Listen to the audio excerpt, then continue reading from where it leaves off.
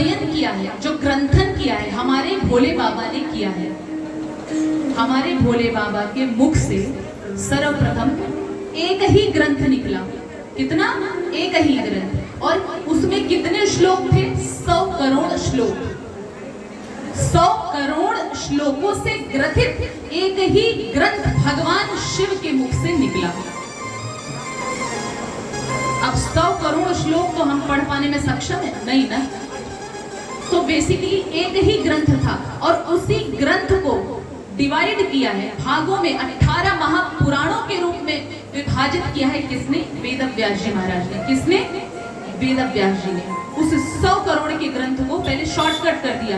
100 करोड़ जो श्लोक है उसको किसमें परिवर्तित कर दिया? 4 लाख श्लोकों में। कितने में? 4 लाख श्लोकों में परिणत कर दिया। और उन्हीं 4 लाख श्लोकों में से फिर विभाजित कर दिया देवी भागवत महापुराण, शिव महापुराण, श्रीमद् भागवत महापुराण, विष्णु महापुराण, गणेश महापुराण, ऐसे ऐसे करके 18 महापुराण बना दिए। अब शिव महापुराण में कितने श्लोक हो गए?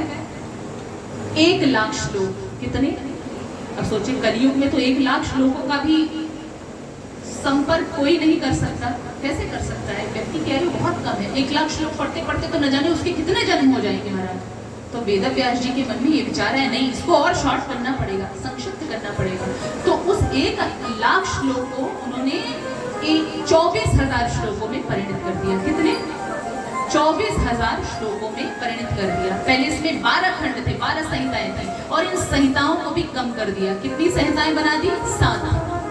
शिव महापुराण में 7 संहिताएं टोटल और 24,000 श्लोक। यहाँ तक समझ में आया? वो प्रथम संहिता कौन सी है? आप सबको पता होगा। पता है कि नहीं? शिव महापुराण की कथा जो सुनता है उसको पता होगा। कौन सुनता है शिव महापुराण की कथा? कोई नहीं सुनता? नहीं सुना है? पहली बार?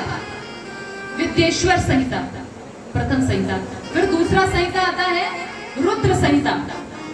रुद्र संहिता के भी 3 खंड हैं, सती खंड, सृष्टि खंड, उमा खंड। दूसरा संहिता आता है सतरुद्र संहिता। फिर चौथा कोटि रुद्र संहिता, उमा संहिता 5वां।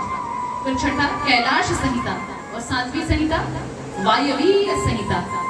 ये होमवर्क है आप लोगों का, आप लोगों को याद करके आना पड़ेगा, कल पूछूंगी, ठीक है? रट्टा मार लेना। तो देखिए, अब शिव महापुराण की कथा में प्रवेश कर रहे हैं तो इसका महात्म्य। सूत जी अब आगे, सूत जी से शौनकादि ऋषि मुनि पूछते हैं कि आपने तो बता दिया कि शिव महापुराण की कथा सुन लो, आपका सर्वांग रूप से विकास होगा, सर्वांग रूप से उद्धार होगा और कल्याण होगा। हर तरफ से जो भी मनोकामना होगी पूर्ण होगी। इहलोक भी तरोगे और पारलौकिक रूप से भी आप तर जाओगे। इस संसार में भी रह करके भी आप सारी सुख सुविधाओं को भोगते हुए आप शिवधाम में पधारोगे।